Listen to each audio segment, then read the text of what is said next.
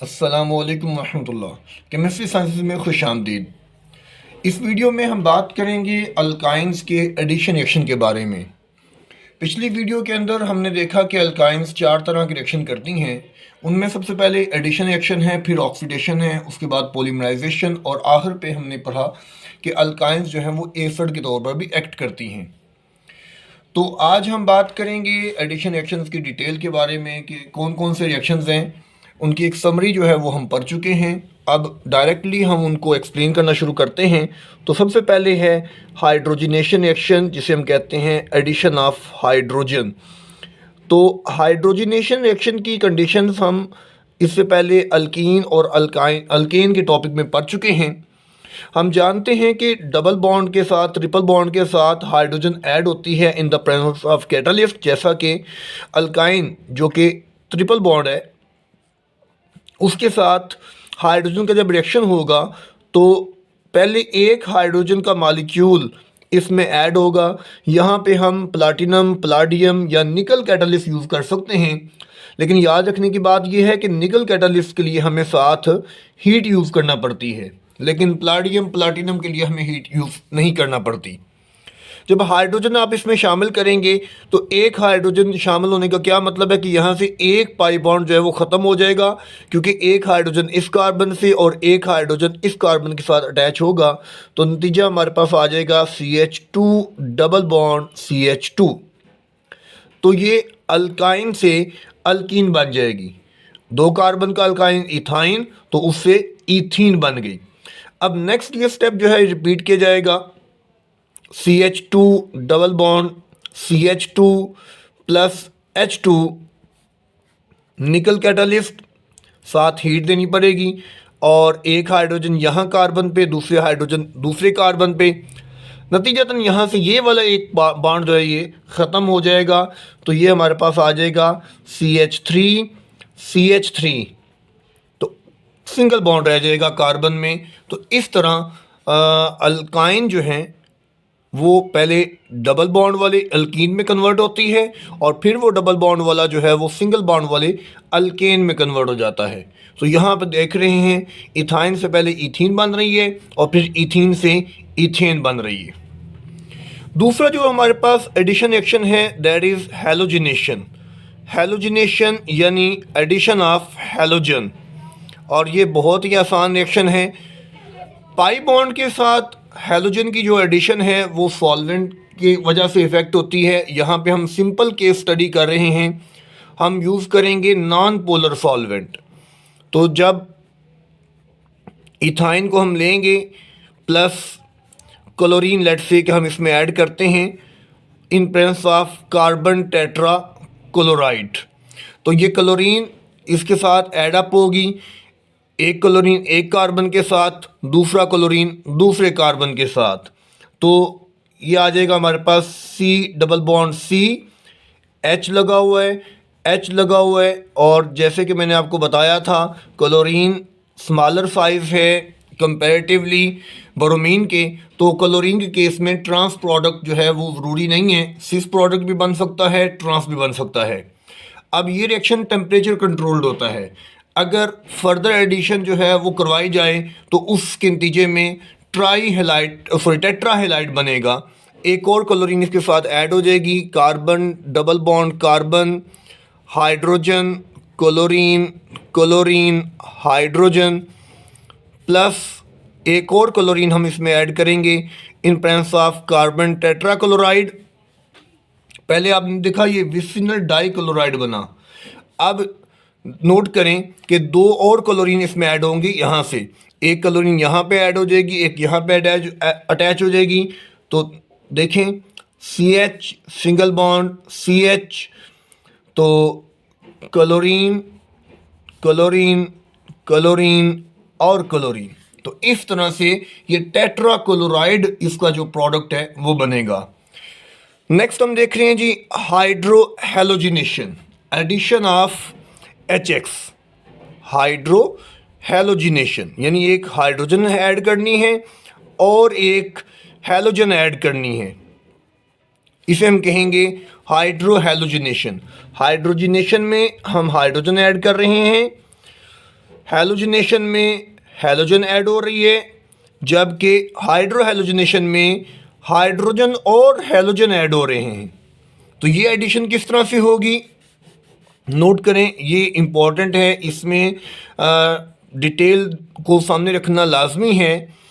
हम ethyne molecule ले रहे हैं और जब इसके साथ HX रिएक्शन करेगी तो आप देखें HX जो है वो पोलर है, अनसिमेट्रिकल है, लेकिन हमारा जो अल्काइन इस वक्त है वो सिमेट्रिकल है कि ट्रिपल बॉन्ड वाले कार्बन के साथ हाइड्रोजन की तादाद एक जैसी है, लिहाजा कहीं पे भी आप हाइड्रोजन लगा दें, कहीं पे भी हैलोजन लगा दें तो ये हमारे पास आ जाएगा CH2 डबल बॉन्ड CH और उसके साथ हम हैलोजन को ले रहे हैं।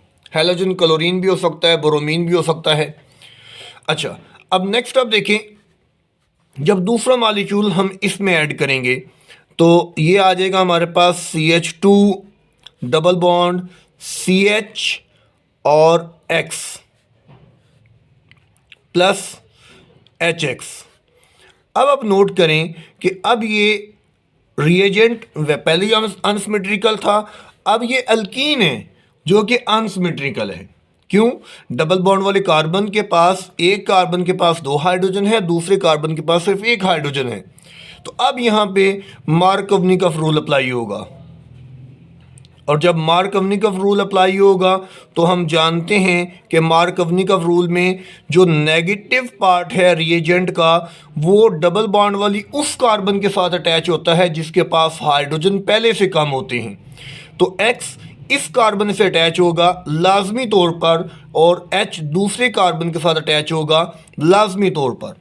तो ये हमारे पास आ जाएगा CH3, क्योंकि हाइड्रोजन इस कार्बन के पास जाएगा, यहाँ से एक और पाई बॉन्ड ख़त्म हो जाएगा, सिंगल बॉन्ड आ जाएगा CH और साथ हैलोजन और इधर भी हैलोजन। तो एक ही कार्बन पे 2 हैलोजन लगे हों, मैंने आपको बताया था एडजेसेंट कार्बन पे 2 हैलोजन, इसे हम विसिनल डाइहैलाइड कहते हैं, और एक ही कार्बन पर 2 हैलोजन, इसे हम कहते हैं जेमिनल डाइहैलाइड।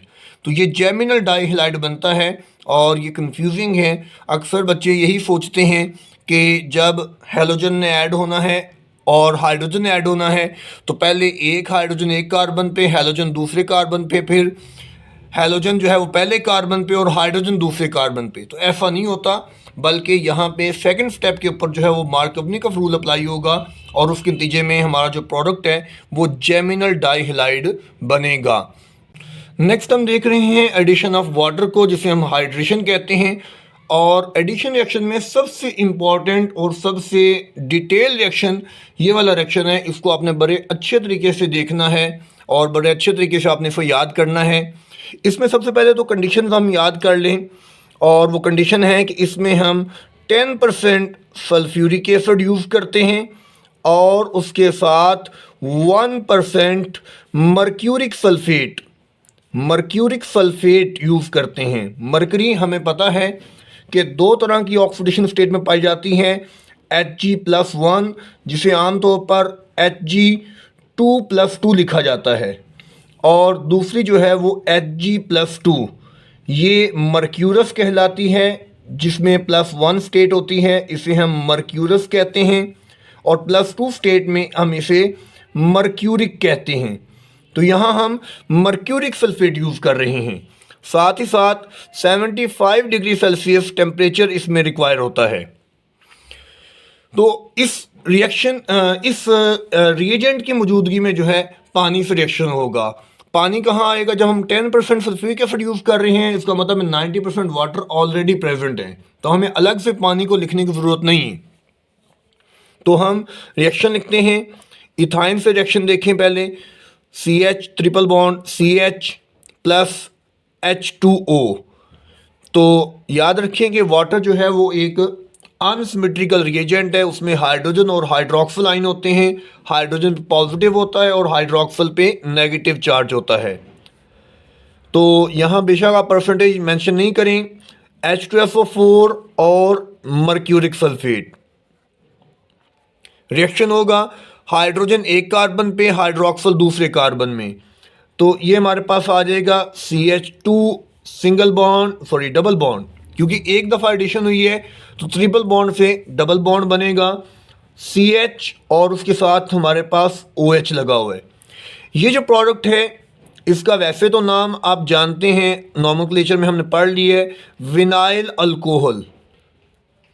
इस पार्ट को विनाइल कहते हैं और OH लगा हुआ है तो अल्कोहल। वैसे इस तरह के कंपाउंड की जो क्लास होती है उसे हम कहते हैं इनोल, क्योंकि इनमें डबल बॉन्ड भी होता है और इनमें अल्कोहलिक ग्रुप भी होता है। तो डबल बॉन्ड और अल्कोहलिक ग्रुप के होने की वजह से इनको हम इनोल्स कहते हैं।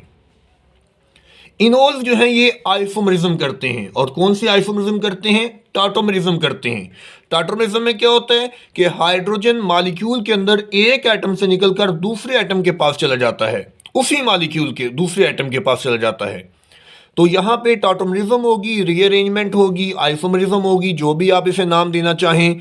नोट करें कैसे, CH2 डबल बॉन्ड CH और OH। देखें यहाँ से ये इलेक्ट्रॉन यहाँ ट्रांसफ़र हो जाएं और ये इलेक्ट्रॉन यहाँ ट्रांसफ़र हो जाएं। क्या हो गया है? तवज्जो करें ज़रा बात पे, CH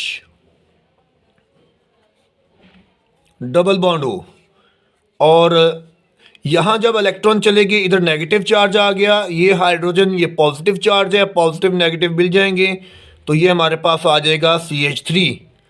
तो आप नोट करें ये क्या बन गया, दिस इज़ एसिटल्डिहाइड। ये एल्डिहाइड का दूसरा मेंबर है एसिटल्डिहाइड, जिसे हम एथेनॉल भी कहते हैं आईयूपैक नॉमेनक्लेचर में, ये वो बन चुका है। तो इस तरह से हमने देखा कि एडिशन ऑफ वाटर जो है वो अल्काइंस को कन्वर्ट कर देती है इनटू कार्बोनाइल कंपाउंड, यानी एल्डिहाइड के अंदर, और इसी तरह कीटोन वगैरह में भी। कीटोन में कब होगा? तो ये बड़ा इंपॉर्टेंट पॉइंट है, याद रखने की बात है कि इस लेवल पर ओनली इथाइन गिव्स एल्डिहाइड। सिर्फ इथाइन जो है वो एल्डिहाइड बनाएगी, बाकी जितनी भी अल्काइन है, ऑल अदर अल्काइंस, वो तमाम की तमाम अल्काइन जितनी भी इथाइन के अलावा हैं, दे विल गिव कीटोन। वो कीटोन बनाएगी। क्यों बनाएगी कीटोन? तो उसके लिए मैं एक एग्जांपल आपके सामने रखना चाहता हूं, तो जो करे ज़रा। हम 3 कार्बन का इथाइन यूज़ करते हैं, अल्काइन यूज़ करते हैं, जिसे हम कहते हैं प्रोपाइन। तो CH3 C triple bond CH, तो plus H2O in presence of sulphuric acid and mercuric sulphate. अब नोट करें कि वाटर जो है वो तो है ही अनसिमेट्रिकल, और यहाँ हमारी अल्काइन भी अनसिमेट्रिकल हो चुकी है।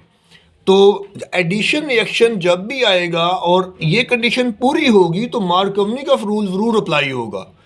तो समझ लें कि मार्कोवनिकॉफ सिर्फ अल्कीन का रूल नहीं है, ये जहाँ पे भी एडिशन हो रही है, जब भी एडिशन होगी तो वहाँ पे ये रूल अगर अपनी कंडीशंस पूरी करता हो तो वहाँ पे ये रूल आपने अप्लाई करना है। तो अब आप देखें कि इसका जो पॉजिटिव पार्ट है वो हाइड्रोजन है और हाइड्रोक्सिल इसका नेगेटिव पार्ट है। तो अकॉर्डिंग टू मार्कोवनिकॉफ रूल यहाँ पे एडिशन हो रही है तो नेगेटिव पार्ट उस कार्बन से जाएगा जिसके पास हाइड्रोजन कम है। यहाँ एक हाइड्रोजन है, यहाँ कोई नहीं है, तो नेगेटिव पार्ट तो इस कार्बन के पास जाएगा। तो नतीजा देखें, इसका कोई रोल नहीं है। बहुत सारे बच्चे यहाँ पे कंफ्यूज हो जाएंगे, इनू की करना है, तो इसका कोई रोल नहीं है। तो देखें COH डबल बॉन्ड, पानी का H इसके पास आ गया, तो ये आ गया हमारे पास CH2। अब फर्दर इसको हमने टॉटोमराइज करना है, और वो जो टॉटोमराइजेशन होगी, वो जो आइसोमरिज्म होगी, वो किस तरह से होगी कि ये हाइड्रोजन यहाँ से निकलकर इस कार्बन के पास आ जाएगा और ये डबल बॉन्ड यहाँ से यहाँ पे आ जाएगा। तो आप इसे कैसे लिखेंगे? आप इसे लिख सकते हैं CH3 single bond C double bond O CH3। तो ये आइसोमरिज्म होकर टॉटोमराइज होकर ये जो है ये हमारे सामने इस तरह की शक्ल में आ जाएगा, और ये जो शक्ल है ये कीटोन की शक्ल है, और आप इसका नाम भी जानते हैं, दिस इज़ एसीटोन, और आईयूपैक नेम में इसे हम प्रोपानोन कहते हैं। तो नॉमेनक्लेचर को शुरू पे पढ़ाने का यही मकसद होता है कि ड्यूरिंग द रिएक्शंस हम इन चीज़ों को अच्छी तरह समझ सकें, हम इनको जानते हों। तो ये रूल जो है इस लेवल पर हमें याद रखना चाहिए कि सिर्फ इथाइन जो है वो एल्डिहाइड देती है, बाकी तमाम की तमाम अल्काइन जो है वो कीटोन देती हैं। तो ये रिएक्शन बहुत इंपॉर्टेंट है, इसको अच्छी तरह तैयार रखिए करिएगा।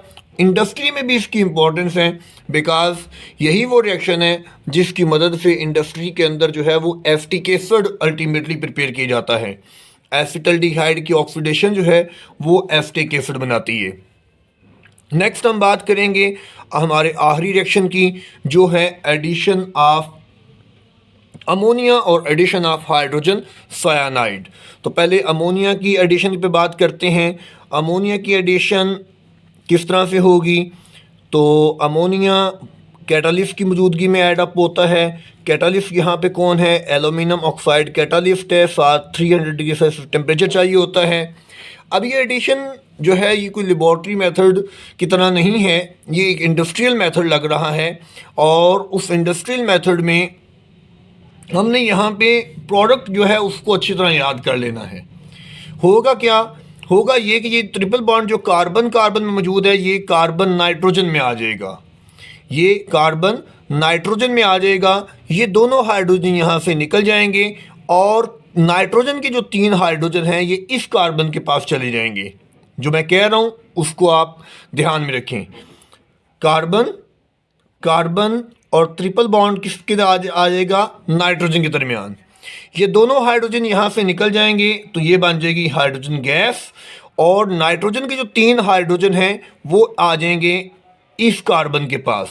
अब आप देखें, इस कार्बन के 3 बॉन्ड, इस कार्बन के भी 3 बॉन्ड, तो एक बॉन्ड जो है वो यहाँ पे बच जाएगा। सो इस तरह से ये हमारे सामने बनेगा मिथाइल सायानाइड, या इसको कहते हैं एसीटोनाइट्राइल, एसीटोनाइट्राइल या मिथाइल सायानाइड। तो ये इंडस्ट्रियल रिएक्शन है, इसलिए इसको एज सच याद करना चाहिए। इसमें जो है लेबॉर्ट्री मेथड की तरह जो है इसका मैकेनिज्म देखने की कोशिश नहीं करें तो ज़्यादा बेहतर रहेगा। नेक्स्ट हम देखते हैं कि HCN के साथ रिएक्शन कैसे होता है। ये रिएक्शन भी इंडस्ट्रियल रिएक्शन है, लेकिन इसकी लेबॉर्ट्री मेथड के साथ जो है वो आपको सिमिलरिटी नज़र आएगी। आसान रिएक्शन है। क्यूप्रस क्लोराइड, जैसे मर्क्यूरस होता है उसी तरह क्यूप्रस होता है। कॉपर आमतौर पर +2 ऑक्सीडेशन स्टेट रखता है, लेकिन जब +1 स्टेट रखे तो उसे क्यूप्रस कहते हैं। और अमोनियम क्लोराइड यहाँ पे एज अ कैटालिस्ट यूज होंगे। हीट करना पड़ेगा, नतीजा हाइड्रोजन एक कार्बन पे और CN जो है वो दूसरे कार्बन पे। तो ये हमारे पास आ जाएगा H2C double bond CH single bond CN। तो ये हमारे पास आ जाएगा 3 कार्बन हैं, तो इसको आप विनाइल सायानाइड, क्योंकि ये ग्रुप हम जानते हैं विनाइल है, और इसको हम सायानाइड कह सकते हैं, या इसका दूसरा नाम जो है वो एक्राइलोनाइट्राइल है। एसीटोनाइट्राइल और एक्राइलोनाइट्राइल, ये दोनों नाम कहाँ से आते हैं? तो हमें याद रखना चाहिए कि 2 कार्बन वाला जो कार्बोक्सिलिक एसिड होता है उसे हम एसिटिक एसिड कहते हैं। तो इस ग्रुप की वजह से ये जो पोर्शन है इसको एसीटोनाइट्राइल कहा जा रहा है। इसी तरह 3 कार्बन वाला जो अनसैचुरेटेड एसिड है, 3 कार्बन वाला अनसैचुरेटेड एसिड, इसको हम कहते हैं एक्राइलिक एसिड। तो इस पोर्शन की सिमिलरिटी की वजह से इसको हम कहते हैं एक्राइलोनाइट्राइल। CN ग्रुप है तो नाइट्राइल इसलिए, और कार्बन 3 है इससे सिमिलरिटी है, तो ये है एक्राइलिक एसिड। और ऊपर वाला तो हम जानते हैं, इसे हम कहते हैं एसिटिक एसिड। तो ये नाम इन दोनों एसिड से मुनासबत पर इनको दिए गए हैं। एक नाम तो आसान है मिथाइल सायानाइड, दूसरा विनाइल सायानाइड। तो ये तो आसान है, लेकिन अगर इनसे सिमिलरिटी की बुनियाद पर देखा जाए तो इसको आप कहेंगे एसीटोनाइट्राइल और इसको आप कहेंगे एक्राइलोनाइट्राइल।